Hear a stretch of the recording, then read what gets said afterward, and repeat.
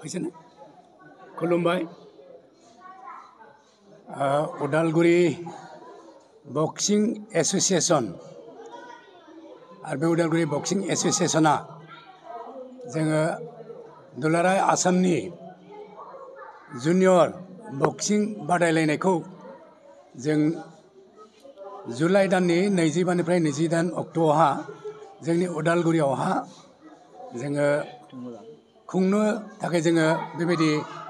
लानाय जाबाय आरो बे बादायलायनायावहा आसामनि जेसेबां बक्सिं एसोसिएशन बा इउनिटफोर दङ गासैबो बेयाव फैगोन होनना जों आसा खालामदों आरो जों आसा खालामदों बिनि गेजेरजों जोंनि उदालगुरिनि थागिबि गेलेग्रा उन्दै उन्दै गथ'फोरनिफ्राय जल' सिख्लाहालागै मोनसे दावगानायनि मोनसे राहा मोनगोन आरो बिदि खाबु मोनगोन बे गेलेनायनि बे बादायलायनायनि गेजेरजों जों बेखौ सानदों आरो बेबायदिनो जोङो बे बक्सिं खेलायावहा गासै गेलेग्राफोरनिफ्राय जोङो सोलोंनानै जोंनि उदालगुरिनि गेलेग्राफ्राबो मोनसे समावहा आसाम एबा भारत एबा दुलाराय हादोरनि गेजेरावहा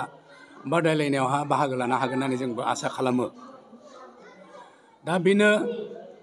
मोनसे बादायलायनाय खुंनोब्ला गोबां जेंना हेंथा थायो दा बे जेंना हेंथाफोरा जाबाय गिबियावनो रांनि हेंथा फैयो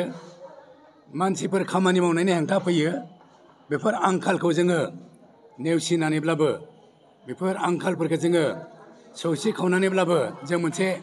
जानजि खाफ्रादों जोङो जि 12,03,000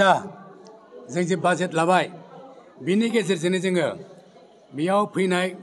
गेलेग्राफोर गेलेनायखौ नायनो फैनाय आरो लोगोसे कच मेनेजार आरो जायफोर रेफ्रि दङ बिथांमोनखौ थानाय जानाय गासैखौबो जोङो मोजां खालामनो जोङो नाजागोन आरो जोङो मदद नागिरदों दुलाराय उदालगुरि जिल्लानि गासैनिफ्रायबो जों मदद नागिरदों मानोना बे जोंनि बक्सिं एसोसिएशना बेखौ खुंदोंब्लाबो जोङो उदालगुरि रायजोनि जानानै उदालगुरि जिल्लानि जानानैसो जों बेखौ खुंदों बेखायनो जोङो खावलायदों बे बादायलायनायाव बेखौ खुंनायाव बेखौ जाफुंसार होनायावहा गासै उदालगुरिनि रायजो राजाया जोंनो हेफाजाब खालामगोन